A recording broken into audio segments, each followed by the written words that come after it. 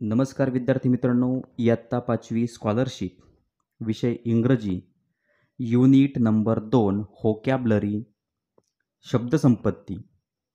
त्यामध्ये उपघटक आहे दिलेल्या सूचनानुसार संबंधित शब्द लिहिणे हा व्यवसाय आहे. त्यातले क्वेश्चन्स फॉर प्रॅक्टिस, आपल्याला सरावासाठी दिलेले प्रश्न आहेत, त्यांचा विचार आपण या व्हिडिओमधून करणार आहोत. प्रश्न पहिला, पुढील यादीत भर घालण्याकरता योग्य शब्द दिलेल्या पर्यायातून निवडा. आता आपल्याला यादीमध्ये कोणते शब्द दिलेत मित्रांनो? Choose the correct word to add to the following list. त्या लिस्टमध्ये आपल्याला कोणते शब्द दिले? Train, journey, road, boat, bus, lodging. मित्रांनो, एक गोष्ट लक्षात आली असेल, हे सगळे शब्द प्रवासासंदर्भात आहेत. आपण ट्रेनने प्रवास करतो, जर्नी म्हणजे प्रवास करणे, रोड आपण रोडने प्रवास करतो, बोट म्हणजे आपण बोटने पण प्रवास करतो, म्हणजे जहाजाने प्रवास करतो, बसने प्रवास करतो, लॉजिंग म्हणजे राहण्याचं ठिकाण. मग आपण प्रवास करताना जिथे राहतो त्याला आपण लॉजिंग म्हणतो. मग आता पर्यायातला कोणता शब्द या यादीमध्ये आणखीन ॲड होईल? ब्रश, त्यानंतर आहे स्टिक, त्यानंतर आहे लगेज आणि सॉसर. तर मित्रांनो, लगेज म्हणजे प्रवाशांचं जे सामान असतं त्याला आपण लगेज म्हणतो. मग आता प्रवासासाठी आपल्याला सामान तर लागतं, म्हणून पहिल्या प्रश्नाचं उत्तर असेल पर्याय क्रमांक 3, लगेज.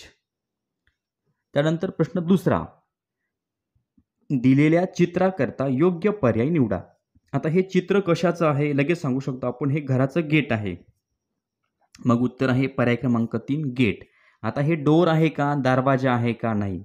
फेन्स म्हणजे तारेचं कुंपण आहे का? नाही. आणि GAIT, आता हा गेट शब्द वेगळाच आलाय, म्हणजे हे पण नाहीये. तर आपलं उत्तर आहे गेट. गेट म्हणजे ज्याला आपण फाटक असं म्हणतो. म्हणजे दुसऱ्या प्रश्नाचं उत्तर पर्याय क्रमांक 3. प्रश्न नंबर 3, स्नॅकशी संबंधित नसलेला शब्द निवडा. मित्रांनो, स्नॅक म्हणजे नाश्ता. मग आता नाश्त्याचे पदार्थ,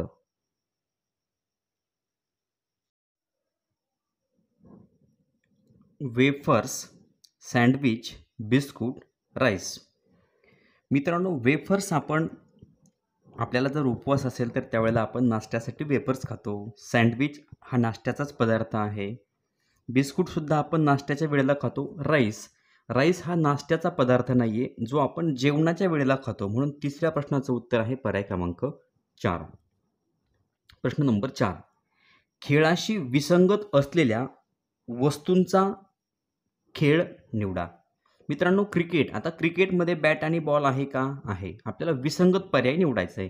हॉकीमध्ये स्टिक आणि बॉल, बरोबर, हॉकीमध्ये स्टिक आणि बॉलचाच वापर केला जातो. फुटबॉलमध्ये बॉल आणि स्टिक नाही. मित्रांनो, फुटबॉलमध्ये फक्त फुटबॉलचा वापर केला जातो. आणि बॅडमिंटनमध्ये रॅकेट आणि कुकचा वापर केला जातो का? तर बरोबर आहे. पर्याय क्रमांक 4 सुद्धा बरोबर आहे. तर चुकीचा पर्याय आहे पर्याय क्रमांक 3. त्यानंतर मित्रांनो, प्रश्न नंबर आपण 5चा विचार करूयात. रुरल लाईफशी संबंधित शब्दांचा गट असलेला पर्याय निवडा. आता रुरल म्हणजे खेडं, म्हणजे थोडक्यात ग्रामीण भागाशी संबंधित असलेल्या शब्दांचा आपल्याला संच निवडायचा आहे. आता आपण या ठिकाणी क्राऊड म्हणजे गर्दी. ग्रामीण भागात गर्दी असते का? नाही. त्यानंतर म्युन्सिपालिटी म्हणजे त्याला आपण नगरपालिका वगैरे म्हणतो. तर हे पण त्या ठिकाणी नाहीये. कॉलेजेस नसतात, टॉवर्स खेडेगावामध्ये नसतात. आता स्टोअर, त्यानंतर जीन्स, इंडस्ट्रीज, मॉडर्न लाईफ असं ग्रामीण भागामध्ये काही नसतं. तर आपण पर्याय क्रमांक 3चा जर विचार केला, फील्ड म्हणजे शेत, कॅटल म्हणजे जनावरे, वेल्स म्हणजे विहिरी आणि क्रॉप्स म्हणजे पिकं. बरोबर, हाच पर्याय बरोबर आहे. हे आहे ग्रामीण भागातलं जीवन, हे आहे रुरल लाईफ. म्हणून 5व्या प्रश्नाचं उत्तर आहे पर्याय क्रमांक 3. प्रश्न नंबर 6, राईस या शब्दाशी जुळणारा शब्द निवडा. राईस अँड, ब्रेड, घी, डाळ आणि व्हीट. मित्रांनो, राईस म्हणजे भात. भातासोबत आपण काय खातो? डाळ म्हणजे वरण. डाळ भात आपण खातो. डाळ राईस हे या ठिकाणी योग्य उत्तर आहे. राईस अँड डाळ. प्रश्न नंबर 7. चित्रात दिलेल्या खेळाशी संबंधित कोणती वस्तू चित्रात दिसत नाहीये? स्टंप आहे का चित्रात मित्रांनो? चित्रात स्टंप आहे. बॉल आहे का? बॉल नाहीये. चित्रात आपल्याला बॉल कुठेही दिसत नाही. बॅट दिसते. पॅड पण आहे. पायाला जे लावले ते पॅड आहेत. म्हणजे 7व्या प्रश्नाचं उत्तर आहे पर्याय क्रमांक 2. प्रश्न नंबर 8. पुढीलपैकी कोणता शब्द हाऊस म्हणजे घर शी संबंधित नाहीये? वॉल म्हणजे भिंत घराशी संबंधित आहे. रूफ म्हणजे छत घराशी संबंधित आहे. रोड मित्रांनो, रोड हा शब्द घराशी संबंधात नाहीये. फ्लोअर म्हणजे ज्याला आपण मजला म्हणतो, हा सुद्धा शब्द फ्लोअर सुद्धा घराशी संबंधित आहेत, पण रोड हा शब्द घराशी संबंधित नाहीये. म्हणून 8व्या प्रश्नाचं उत्तर आहे पर्याय क्रमांक 3. प्रश्न नंबर 9. तक्त्यातील कोणता शब्द फुलाशी संबंधित नाहीये? बघा मित्रांनो, फ्लावर्स म्हणजे फुलं, लोटस म्हणजे कमळ, सनफ्लावर म्हणजे सूर्यफूल, रोज म्हणजे गुलाब आणि ब्रिंजल म्हणजे वांग हे फळभाजी आहे मित्रांनो. हा शब्द फुलाशी संबंधात नाहीये. म्हणून 9व्या प्रश्नाचं उत्तर पर्याय क्रमांक 2. प्रश्न नंबर 10. चित्रात दाखवलेल्या वाहतुकीच्या साधनाचे नाव निवडा. मित्रांनो, 10व्या प्रश्नाचं उत्तर आहे पर्याय क्रमांक 4. व्हॅन. ही मित्रांनो चित्रातली आपल्याला व्हॅन दिसते.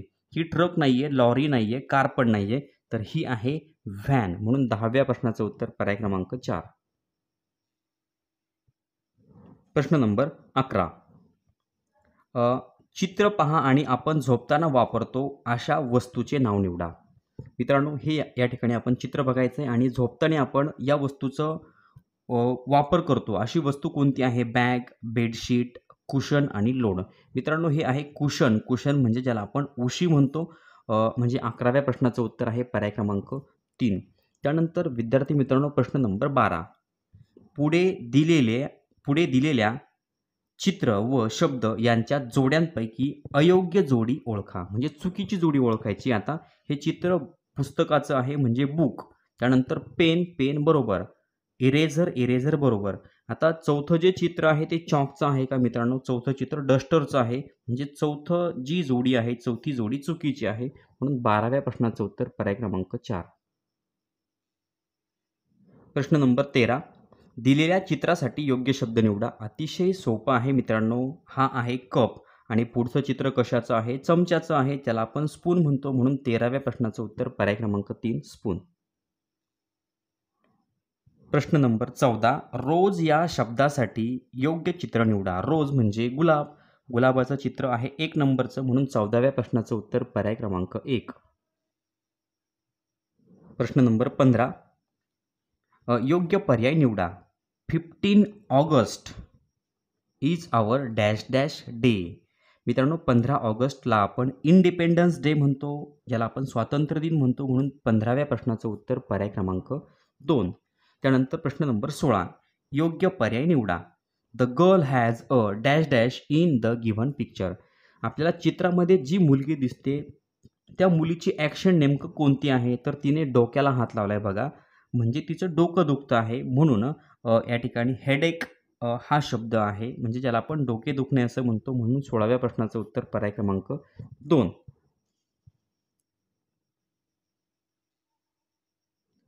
प्रश्न नंबर 17. योग्य पर्याय निवडा. Types of plants. प्लांट म्हणजे वनस्पती. वनस्पतींचे प्रकार. शर्ब, ज्याला आपण झुडूप म्हणतो, प्रश्नचिन्ह आहे. त्यानंतर कॅक्टस म्हणजे निवडुंग, हा सुद्धा एक झाडाचा प्रकार आहे. किंवा काटेरी वनस्पती आपण असं त्याला म्हणतो. त्यानंतर क्लिंबर, ज्याला आपण वेली म्हणतो. तर आता या ठिकाणी आणखीन एका वनस्पतीचा प्रकार आपल्याला प्रश्नचिन्हाच्या जागी निवडायचा आहे. त्यामध्ये आहे बर्ड, रूट, स्टेम आणि हर्ब. मित्रांनो, उत्तर आहे पर्याय क्रमांक 4 हर्ब. हर्ब म्हणजे ज्याला आपण आयुर्वेदिक वनस्पती असं म्हणतो. हा एक वनस्पतीचा प्रकार आहे. टाइप्स ऑफ प्लांटमध्ये हर्ब सुद्धा येणार. म्हणून 17व्या प्रश्नाचं उत्तर पर्याय क्रमांक 4. आणि सर्वात शेवटी प्रश्न नंबर 18.